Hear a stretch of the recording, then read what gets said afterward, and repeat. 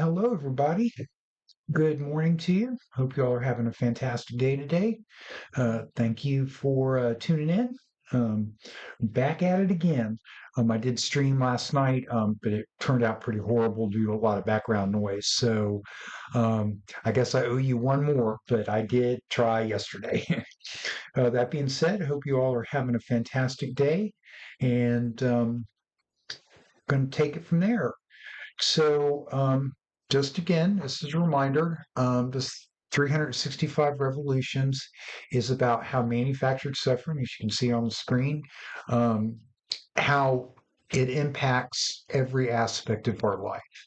And so, the definition I've come up with is the systemic creation and perpetuation of unnecessary hardship and inequality, orchestrated as an expression of power and control over the masses by those in authority. So, another way of saying it is that the the crap in your life is on purpose and it's done so that the people in power can stay that way. And as I always touch on, that sometimes I think that we misunderstand the fight that we're going to be in and that we are in. And it is not so much against the mid level managers, which are the people in Washington, and even the 1%. They're all working for somebody or something else. And we can do a bunch of isms about what those people are, what that force is. Um, but that's kind of missing the point. And as we go forward in our discussion in these 365 revolutions, it's let's focus on a plan and focus on what we want and how to make it happen. And one of the things that I was doing a little research on this morning um, was the debt, the national debt. And when you break it down by like when it started and how it grew and who was in charge, um, it's really easy to point a finger. And one of my biggest gripes is that the boomer generation, the neoliberal elite boomer generation, has really screwed the rest of us over. And they have been in power for the last 45 odd years, and they have sucked everything of value out of this country and put it in their pockets and are going to be exiting stage left in the next 10 years. I mean, when you think about it, in the next 10, 15 years, there won't be a boomer generation. They'll all have expired. And that means that the rest of us, Gen X and beyond, are going to have to pick up the pieces and carry forward. And uh, I make no illusions about all of the stuff that I'm talking about is going to take decades for us to implement and to iron out, but we have to start somewhere. And there's no overnight fix, there's no silver bullet. But I just hope that if you hear the sound of my voice and see my bald, shiny head, that you understand that there is no plan. They have left us a $32 trillion debt. And most of the debt increased starting in the 1980s. The biggest increase was in 2010, but the debt really started to increase in the 80s, which is right around when the boomer generation started to really get control of the federal government. And I don't even know, to be honest with you, I'll have to do more research on this, is whether or not the national debt includes state debt, like for each state. I think that's just federal expenditure. So it could be even a lot higher than the $32 trillion. And we're going to have to, if you want to believe in a zero sum economy, somebody's going to have to pay that back. But it's not going to be them. They will have long gotten off the stage, and there's no plan. And it's going to all come crumbling down. And if you don't want to believe me, I'm going to be put in a box and people are going to ignore me. But you know what? When I go and meet my maker, I will have done what I could to ring the bell and to try to get everybody to warn people because it's coming. The boomer generation they don't care. They they were raised by the greatest generation on the planet in recent history, and their parents sacrificed their life, their blood, their capital to fight in World War II. And after the war was over, their children got free education, they got cheap food, they got cheap gas, they got cheap starter homes. They were given all of the tools necessary in order for them to achieve a very high standard of living. And now that it's our turn, we get none of that. And I hope we can change that. I hope going forward, you and I can change all of that because we're going to have to come up with our own plan. And I was talking to my friend Daniel, and he was brought up a good point, and we're going to switch gears here, and we're going to start talking about the American wellness system again. That is, I think, one of the biggest things on everybody's mind right now is about healthcare, and people are talking about healthcare and what can we do. And I could spend a year every day just talking about this one particular topic, even though there's four other main pillars of creating value for our society that is on the table. And um, one of the things we were talking about is, like the tax, like who's going to pay the tax, point of sale tax, how do we collect the tax? And just as a reminder, it's very simple when we say to ourselves, okay, the individual is going to pay taxes, right? When you go to the store, you're going to pay a higher tax on goods and services as an individual. But as Citizens United has so shoved down our throats, that a corporation are people too. So if a corporation is a person, then therefore they are an individual. And so they're going to pay the tax. However, I do acknowledge that if we tax every aspect of a purchase, from the steel that makes the screw that goes in the tire of the car, that is going to add the tax that's going to increase the overall price of things. And that's what we don't want to do. We don't want this to turn into such a regressive tax that poor people can't afford to pay for anything. And so, one of the things I've come to understand is that when a business buys something wholesale that they themselves won't use for their own business, like that would be the difference between buying steel to make a screw to sell versus buying copy paper to create a memo for their employees.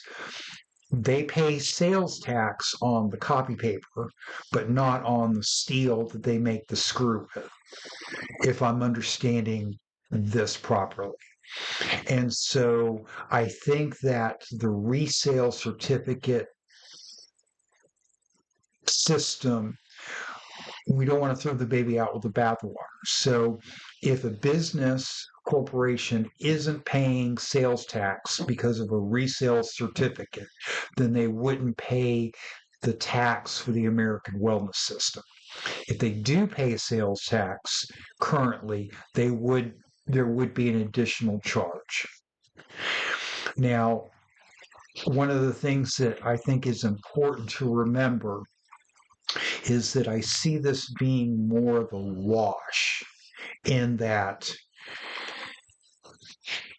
what a business won't be paying for under the American wellness system. Up here, let me go ahead and switch this over here so that we can.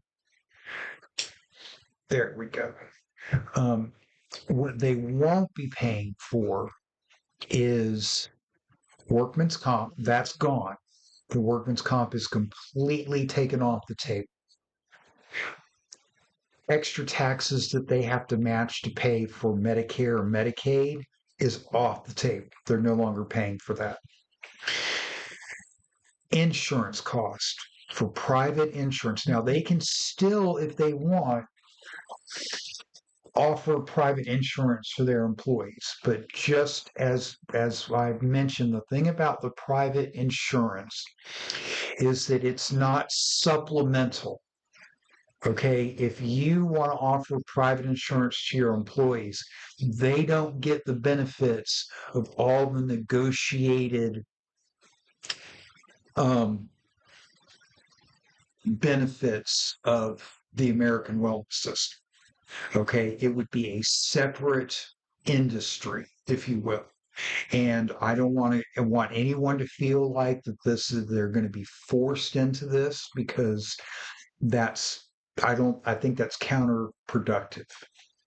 But I think that if we could come up with a system that is robust and awesome, then I mean, ultimately, the only reason why you would want private insurance is because you don't want to go to a public hospital and brush elbows with poor people. So I don't want anyone to think that there isn't freedom of choice in this system. So that being said, as again, that businesses will, yes, pay more for certain items that they are using for their own business, like copy paper, but it should in the short term be a complete wash, because they're giving up paying other taxes. So I think the resale certificate idea is how we will differentiate what a company has to pay an extra tax on for the American wellness system. And I think that works now, and I don't see any reason why we wouldn't want it to work with this system. So that's just touching on one point that was brought up about, and then in addition is that what would be an additional charge is that if you as an investor want to buy a stock in a company that is producing products that create health issues like cigarettes, alcohol, processed food, then you would have to pay a variable tax rate on that stock purchase. And so if there's day trading and you're trading stock, you're going to have to pay the tax on that. And then perhaps we can also look on the back end, and that if you are making a dividend from a stock from one of these companies, you would have to pay a tax on the dividend for the American wellness system, because you're making profit on a product or service that is creating harm for people, for American citizens. So, and it doesn't matter if you are an American citizen buying, getting a dividend, or if you're a foreign national getting a dividend from a company, there will be a tax applied to the purchase and the sale or the purchase of a stock, um, and the dividend. I'm not sure if selling it, because we're talking about three different things. We're talking about the purchase of a stock, selling a stock, and a dividend. And so we might have to look at each one of those categories in a different manner. Um, but again, like if you were to buy, let's go back to the orange and the candy bar analogy, is that if you were to buy stock in an orange company, somebody, an orange grove, like and there would probably be very little extra tax. It might be like less than 0.5%, versus if you were to buy stock in, a candy bar company, that there might be an 18-20% tax on that. And all of that money goes directly into a lockbox trust fund. It will be illegal and unconstitutional to spend any of that money on anything other than healthcare. And that will all be laid out in the legislation. So, I think that that's a really good kind of starting point about like how we collect the tax, who's going to pay, and how we're going to prevent corporations from passing on that tax to the consumer in a non-aggressive manner. Um, Companies will always charge what they can to create as much profit as they can, but we're going to have such a robust discussion about this, is that if after this gets implemented, companies are not going to be able to just raise prices 20% and say it's because of this, because that we will counter that propaganda with education and robust dialogue.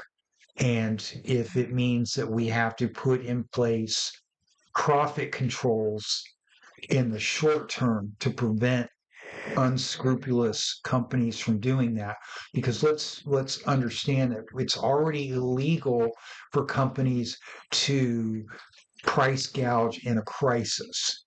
And so if we were to say, for the first 2 years of this implementation, that there can't be a 20% bump in prices, that's a possibility. Now, once again, everybody, please keep in mind, these are ideas. They're not in stone. It's not coming down from the mountain. So please help me help you. Let's all get behind this. And I want for there to be a robust discussion about what, who, why, when, where, because this is a democracy, and I would like for it to be more of a direct democracy. And I think that we can take these 5 ideas that I'm going to present to you over the next year, and we can prove to ourselves and to the world that a direct democracy can really work and have an impact for the benefit of everybody. So, again, we just touched on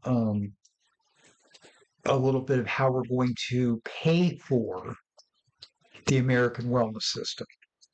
Because remember that this is going to be a revival of value in the healthcare industry. And I hope that we can see into the near distant future that if people will make better choices on the food that they're putting in their bodies, then it will, over time, lower healthcare costs. If we put everyone in one healthcare pool, 350 million Americans, and we buy prescriptions based on an annual production number, what we talked about yesterday about the insulin. I think it was 1 trillion vials of insulin get consumed in America every year. And so if we know that, then the American wellness system can negotiate very lower prices for insulin based on buying a trillion vials every year. And then let's remember, if people make better choices about the food and their lifestyle habits over time, that number of insulin vials will go down, which means we're going to be buying less of them, which means that the tax will go down. So um, that's that in a just a little brief bullet point. Um, let's see here. So one of the things that I want to kind of switch to that we haven't really talked a whole lot about is from the perspective of the healthcare provider. Um, I did some napkin math this morning, and it was kind of really interesting. Um, Now, these numbers are going to vary wildly, but this is a starting point for um, discussion. Is that when we talk about a general practitioner, that's somebody who you go, it's your main doctor. And you go to the doctor and you're like, doctor, I don't feel good. Then he sends you somewhere else, like for surgery or whatever, and you go see a different doctor. But the general practitioner would be your main doctor, the one that you go to at the beginning, right? So the average salary of a general practitioner is around $240,000 a year. The average general practitioner sees between 20 and 25 patients per day. That's approximately 6,000 visits a year. Now, it doesn't mean that 6,000 different individuals. Some of those are going to be repeats, especially if you have a chronic illness. You might go to the doctor once a week, once a month, and so that's factored into it. But it's about 6,000 total visits one doctor performs or sees in a year. Now, that works out at the beginning of the figure to about $40 a patient per visit that the doctor's making. Now, that doesn't include what the doctor charges the insurance company for, because you might have to see a nurse. He's got to pay for the rent, he's got to pay for the electricity, he's got to pay for the files, he's got to pay for somebody to do all this, he's got to pay for the janitor. And so I believe that the total reimbursement that a doctor charges the insurance company currently is between $100 and $200 per visit. Doesn't include medication or any of that. But that's when you go see the doctor, whatever you pay, there's a copayment, right? Usually. And so the doctor's going to make between $100 and $200 from the insurance company, plus your copayment, if there is one. Now, the doctor, him or herself, is going to make around $40 based on a gross salary of $240,000. Now, what's interesting is that when you figure taxes, right, that that it brings his net, right, to 160, which will make the actual earning of a visit to a general practitioner for the doctor around 25 bucks. And that's kind of a shocking number, right? That a doctor is going to make a $20 bill to see you per visit, like to put in his pocket. That is kind of If I'm wrong about that number, please somebody jump in the chat, send me an email. But from what I've been able to research, that's take home pay.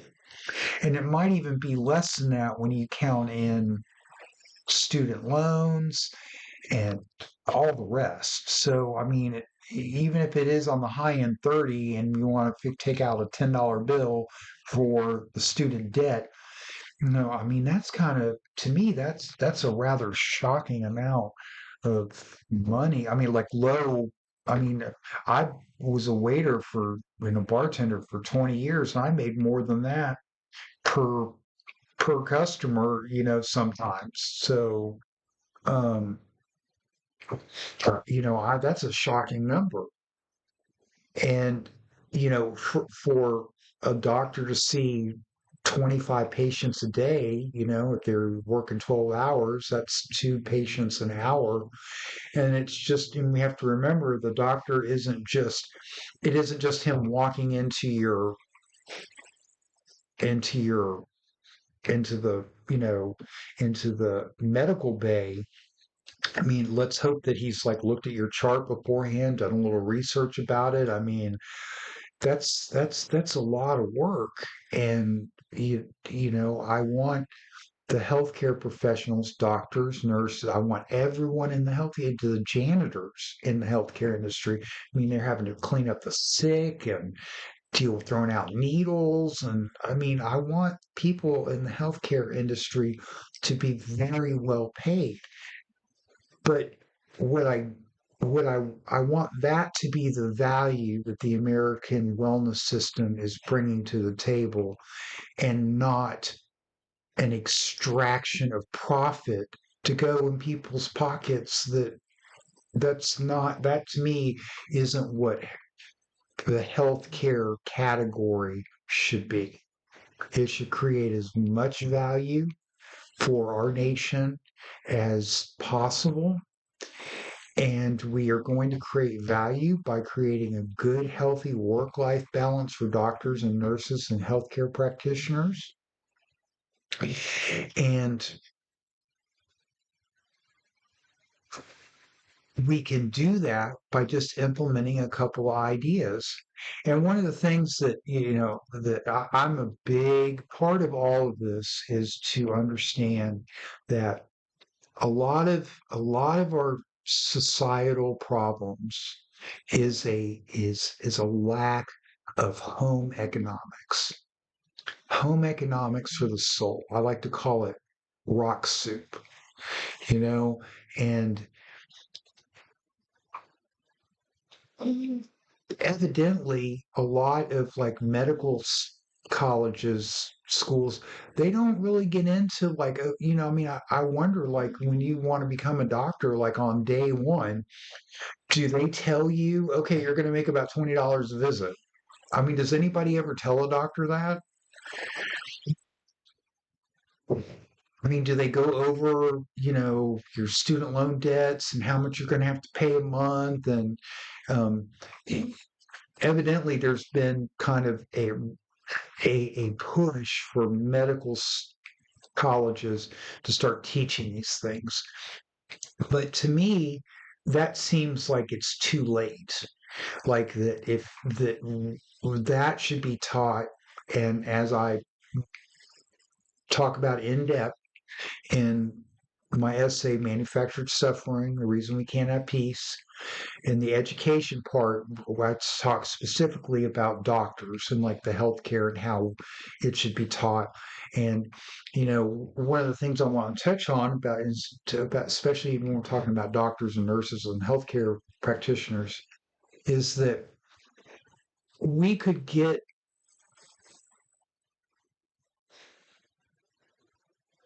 healthcare professionals into residency like much sooner than we do. Because if we were teaching students how to be a doctor from the time that they were 5 years old, and their whole education path was based around them becoming a doctor, they wouldn't need an extra 10 years of school. Now, I want to be really clear about something. This isn't a communist state. Nobody is going to get picked. One second. I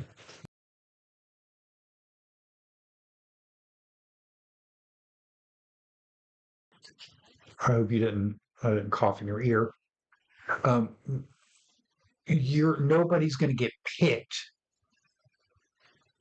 to be a doctor or a ballerina or like, because that was always one of the things I was taught about, like how like the bad thing about like communism was just that you were often picked to do stuff as a profession based on X, Y, and Z, and you had very little freedom to make a different choice.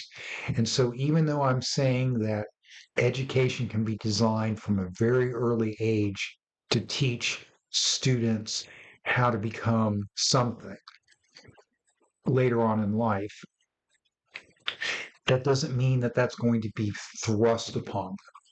And a lot of times, you ask a 5 year old, 6 year old, what do you want to be? Oh, I want to be a doctor. I want to be an astronaut. I want to be whatever it is. When, if we start in the introduction of that profession at an early age, they might be like, you know what, this is not for me. And it might, open up the door for like a different, maybe they want to go into science and learn how to, become a chemist and learn how, try to come up with a cure for diabetes or whatever it is. But the idea that, if we can take students, right, and and introduce them to prison life, scared straight, why can't we? That would be the candy bar, right? That's bad. We could do the orange side of that too and introduce children to professions at a very early age. And that's a lot of like, bring your kid to work day. But if you have one parent who can't swing that, and that it's, we want all students to be able to have access to high paying professions. And so when we talk about doctors and education and debt, you know, part of the future plan is that when you become a healthcare professional, you won't have student debt when you graduate. Okay, now the doctors that do have student debt now that would join the American wellness system, that debt would be paid for out of the trust fund. Okay, it's not an abolishment. I don't want the banks to, I want the banks on board. They're going to get their check, they're going to get their money. Okay, but if we can pay for the student debt currently held by healthcare professionals that enter the American wellness system, then that will increase the value for them to be a doctor, especially if the salary is still the same. They will end up taking more money home, which would be good for them. It's good for GDP. It's good for spending. It's good for everybody. So that is that's kind of, I think, because we need to figure out, because a lot of this is negotiation. I mean, what if somebody, I mean, like, we talk about the 3x5 card and, define your perfect day. What if the take home pay was double this, right? What if the take home pay per patient visit was $60,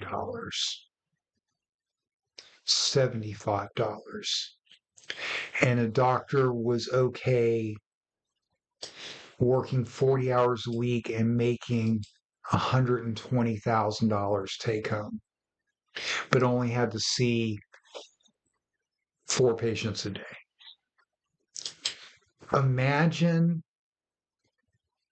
what that would do for the healthcare for the value of not only the doctor, but the patient. Imagine the doctor actually being able to talk to you, research your illness, research all the different things, make phone calls on your behalf. It's a different way of looking at healthcare. And yes, we would need more doctors, but ultimately we're talking about creating a system that is so robust and so awesome that people would want to become doctors, and them not having to spend 10 extra years in school, and maybe it would only be 4. And so they're able to get into residency in their early 20s. I mean, that would be pretty awesome. And, you know, I like to tell this story that my mom's best friend, she this would have been like in the real, like the late 70s, and it might be different now, but she went to nursing school, and she studied and worked, and she did very well in school. And then it came at her 4th year, she was given her residency. I guess that's the same thing that doctors do. And she was placed in a nursing home, and she couldn't do it. It was too difficult. She couldn't be part of that system. And so she didn't finish school. Made it all the way to the very end. And she was like, nope, this is not for me. And I think that that's backwards.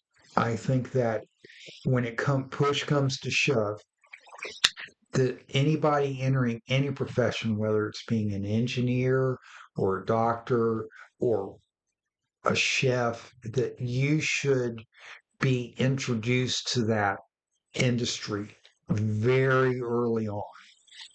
And it might not be what you want. And why waste all that education, all that time, and in it would be a waste. So again, this is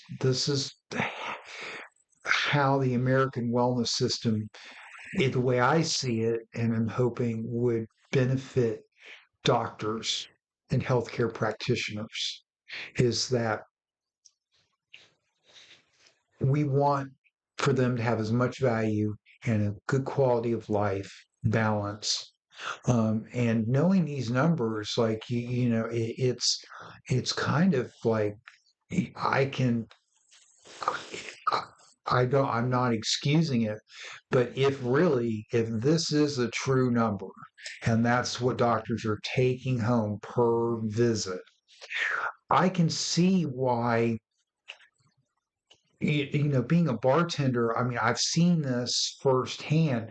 I've done takeout orders for drug reps that go to doctors, and they buy lunch for everyone in the office, and then they leave their little drug pamphlets. And so, if doctors are not as well paid as they should be, then that opens up the door for unscrupulous actors to come in and poison the system. And it's we want to move away from a profit driven healthcare delivery system to an American wellness system that creates value for all of us, from the workers, the doctors, the healthcare practitioners, to the patients. We want it to be a holistic system, and it has to be the whole system has to work together in order for this to be a success. And so, because I'm really trying to think about this and get stuff on paper and present this to you, my neighbor, I hope that you will take the time to read the essay "Manufactured Suffering: The Reason We Can't Have Peace." It's on my Substack. It's free. It's not behind any paywall. Um, please take it, look at it, read it, um, give me advice, share it, like the video. Um, I really would like to create a dialogue with people and remind you, my neighbor, that if me, just a nobody from nowhere, can do this, why isn't this on the nightly news? Why didn't Kamala Harris or Biden or Pelosi or any of these, why aren't universities having discussions about plans like this? Because if I can do it, certainly a team of 100 people with all this education, that they can do it. And the fact that this idea hasn't been presented already is goes back to, why does an orange cost more than a candy bar? Because the profit extraction industry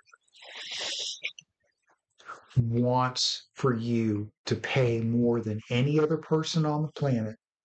And trust me, this argument that, well, when you go to Canada and you go here and you go there and you live here, you have to wait. Well, you know what? There are a lot of Americans that have to wait because they got to cough up $5,000 for a deductible. There are a lot of Americans that have to wait. You either wait to save up the money or you go into debt. And that's stupid. That is completely, absolutely stupid. And so that bottom, the healthcare profession, let me switch over. Down here at the bottom, that's everything's kind of like broken out here. You can download this and share it, and it, and have send me an email. Let's talk about it. But the the five parts of the system is you in the middle. You'll have direct contact at point of sale, so that means that you will be reminded through higher prices because of the tax that this is going to cost the system money. Because if all you eat are processed foods, if all you feed your children are Cheetos and soda, your kids are going to get sick and it's going to cost the system more money. So that's the libertarian principle behind this. It's not picking winners and losers, okay? Because you can still feed your children bags of Cheetos and soda pop, and nobody's going to tell you you can't, but you're going to have to pay for it at the grocery store. And likewise, when you go to the store, ultimately, what I would love for the system to create is when you go to the produce set, when you know that, why aren't the oranges at the checkout line? I worked at Walmart and Kroger for a while, and why isn't the produce at the checkout line? Why is it nothing but candy bars and soda pop? And I mean, have you wondered about that? Why are all the bad things convenient for you to buy? So anyway, so you're at the center of all of this as the consumer. You go to the store, you buy something, car, a candy bar, an apple, a screwdriver, mountain climbing gear, exercise, whatever it is, there's going to be a variable tax on that that gets collected by local, state, and federal governments that go into a lockbox trust fund. It will be unconstitutional for any member of the government, the executive, legislative branch, to spend that money on anything other than healthcare. It'll all be in the legislation. So that money gets collected. If you move around the system with the arrow, you go up top, you go to the store, follow it around to the trust fund. It gets collected by that. Then you go to the doctor. You pay no money out of pocket. There's no deductible. There's no cost for prescription drugs or nothing, right? You go in, have a wonderful visit with your doctor. He prescribes whatever he's going to do.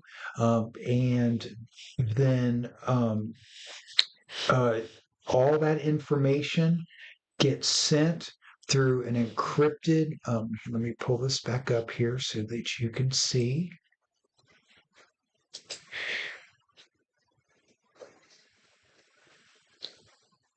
So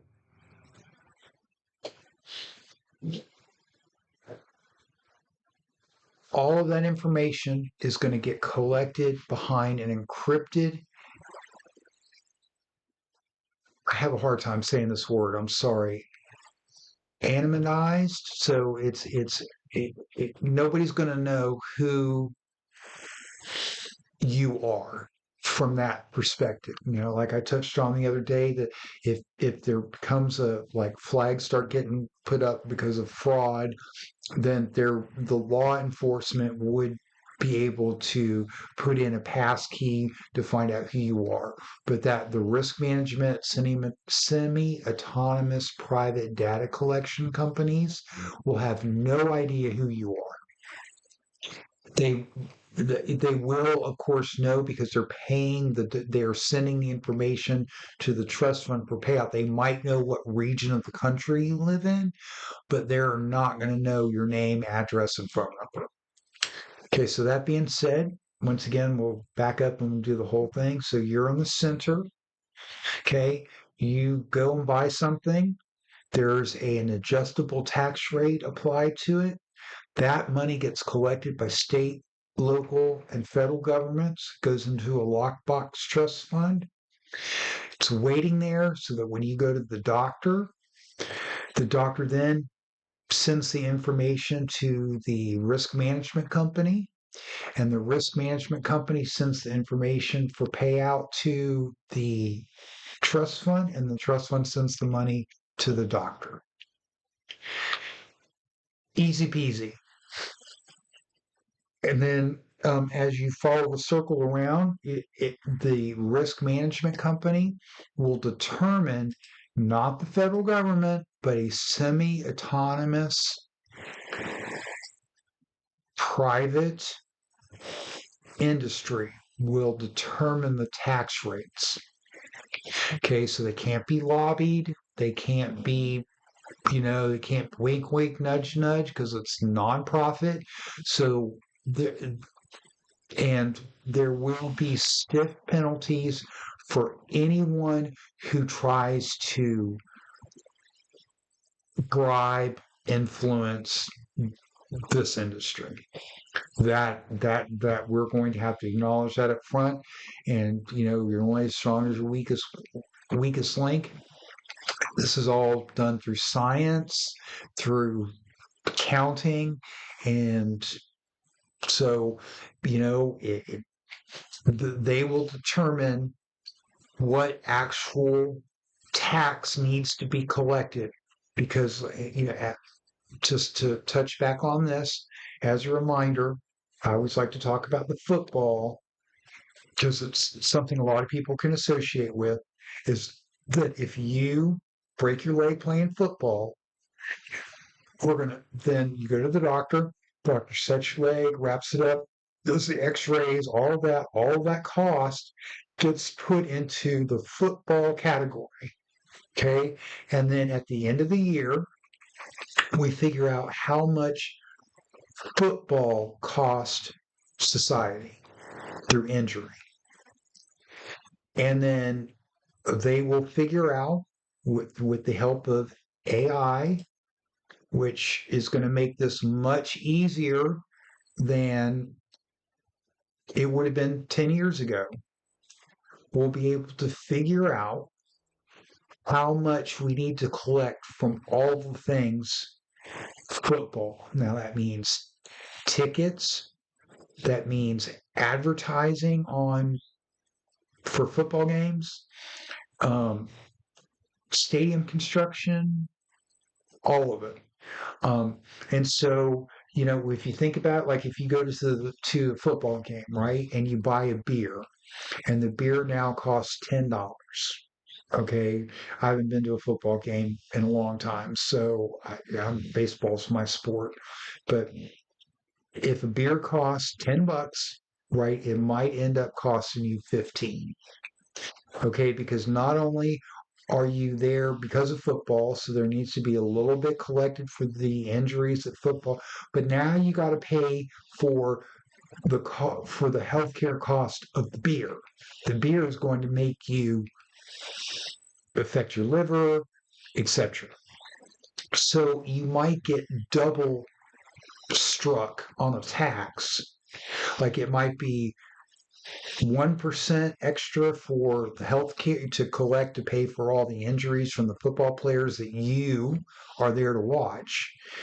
And it will also have to cover maybe a 4% extra tax or a 10% extra tax to cover the cost of the healthcare injuries of drinking the beer. So there's that. Okay. I'm trying to be as honest about how all this is going to work. But just remember that even though that beer is going to cost you maybe $4 or $5 extra, there's no Medicare, there's no Medicaid, there's no private insurance payments that are coming out of your check. There's no deductibles. There's no cost for prescription drugs. So ultimately, it's supposed to be a wash. But the idea behind the American wellness system is to reinforce choices, good and bad, that you make as a consumer. And it is also to um, separate profit from the healthcare delivery system. And it is to make healthcare costs lower over time. So, um, that's kind of the holistic, approach to this. Um, it is, I think, it can really revive value creation in our society. And just remember that profit is finite. There's only so much profit that can be created and be distributed. However, value is limitless.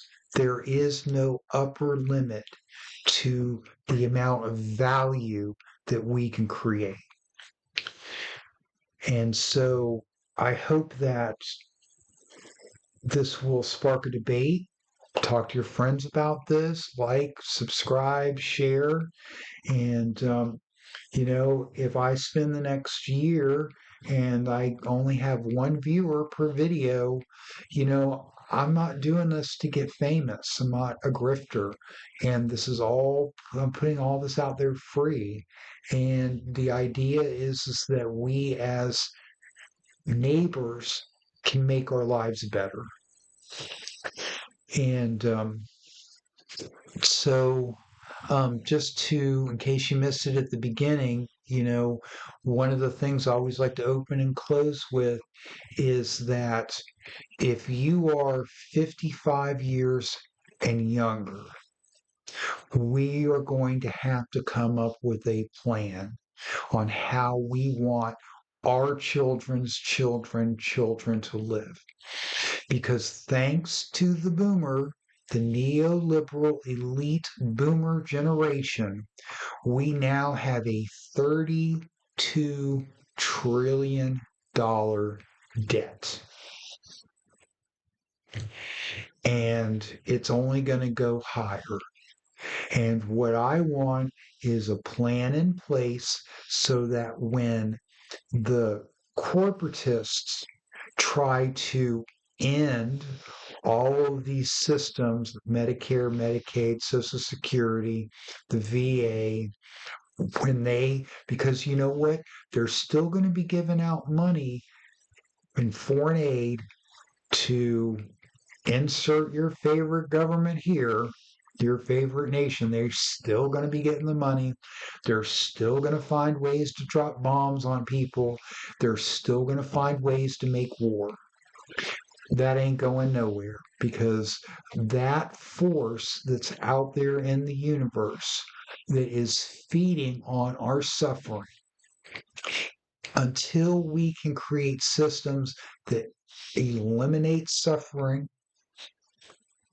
manufactured suffering from our lives, there will always be war. There will always be illness. There will always that's not going to go anywhere. And so the idea of this platform,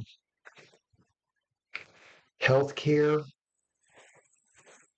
housing, education, voting, and justice, until we can eliminate manufactured suffering from those 5 pillars, we will never have peace. And when I meet my maker, I'm not going to be standing around in purgatory with my hands in my pocket. They're going to be like, Mr. Peppers, right this way. And I'm going to hop, skip, and jump up those stairs through the pearly gates. And I'm going to be dancing with Jesus and everybody else. And I will have done what I can do. But part of me putting this out there and putting my neck on the line. Oh, look at that bald white dude, old man, can't talk right, crazy man, nobody from nowhere, right? I can feel it coming. And all the laughter and all these elite think tank employees that are going to make fun of me. It's all going to be a blessing because it should create a lot of discomfort for the average person out there that these kind of ideas aren't being discussed with you on a daily basis. We can read Twitter to each other all we want. We can point fingers at politicians and be like, what did you? But until we are willing to have honest discussions through direct democracy about what we want our future to be, if you are 65 years, 75 years, 80, I don't mean this in a disrespectful way, but you're done. You've had your day in the sun.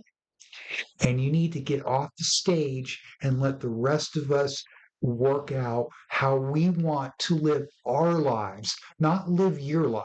We are not, and this is the danger that I hope a lot of you understand. A lot of these 1% elite neoliberal boomers are creating think tanks and public relation firms, and think tanks and public relations firms are the exact same thing. They call it different because you're supposed to, think that think tanks are running around with a little square graduate hat and that they're all smart, and it's the same thing. They have become the same thing. They are there to push an agenda. So they've spent billions upon billions upon billions of dollars to create these institutions that are going to keep manufactured suffering alive and well, even after they're dead, because they are mid-level managers. They work for a force outside of ourselves. So, once again, 365 revolutions. I'm going to come on here and hopefully my little current viewer rate will be more than 0 one day and we can have discussions. You'll go to my Substack and we can create a movement, a revival of value for the American citizen. And, again, if you see my little watermark down there and you see Christian American nationalist and that's a turnoff for you, I hope you will go to my video about where I discuss what Christian American nationalism is. And I'm not reading it. I'm not reading a Twitter or X, whatever. I've never been on that platform. I will never go on that platform. It is as bad as Facebook. They're both big dumpster fires. And I hope you will um, keep watching this YouTube channel and getting ideas about how we can make the world better. But that individual that's being nominated for defense secretary, people call him a Christian nationalist. Okay, perhaps he is, but I want to make sure that I'm really clear about something.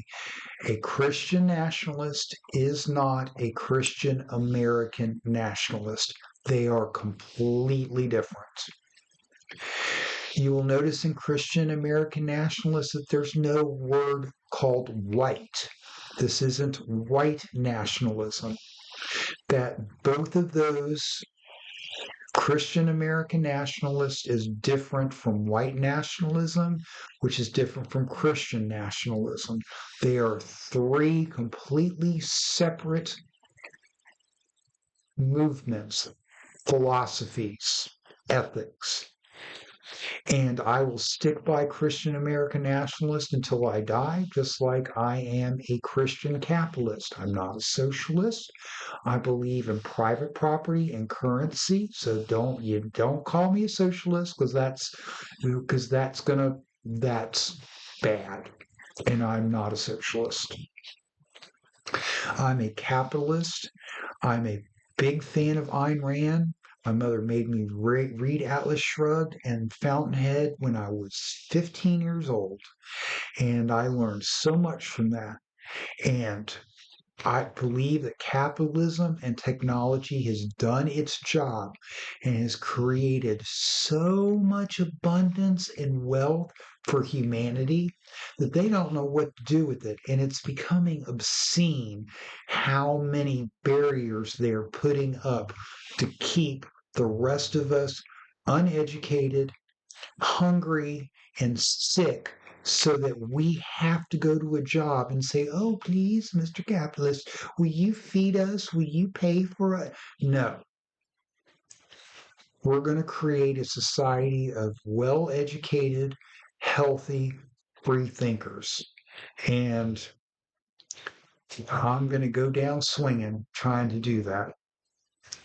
And anyway, this has been an hour, and if anybody wants me to come back on later, I'm kind of limited as to how late I can do it because it gets kind of rowdy around here in the evening, and I don't I don't want to hear all that in the background.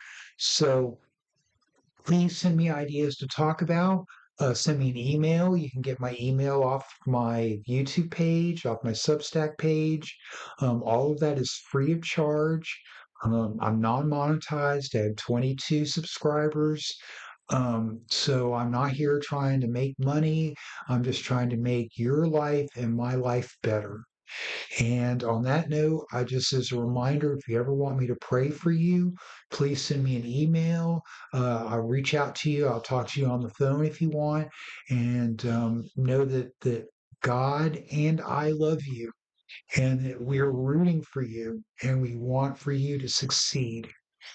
And know that with all my heart, I love you and God loves you. And if you ever want to know about Jesus, I'd be more than happy to talk to you about Jesus, and um, we can talk about philosophy, and and I can do a separate little live stream for those kind of topics. But just know that I'm here for you, and that I'm rooting for you, and that I really believe that if I can't find a way, nobody can. And I'm just David from Brandon, and the son of Joe and Mary Ann, And I just don't know what else to do to try to make things better for all of us. So, on that note, blessings to you and yours. May God pour down peace and wealth and freedom upon you and yours and our neighbors. And I wish you the very best. And I will see you all tomorrow, unless I get a bunch of requests from you wanting to come back later on today. You never know. God is great. And I'm going to do it every day. And so, on that note, I wish you and yours the very best.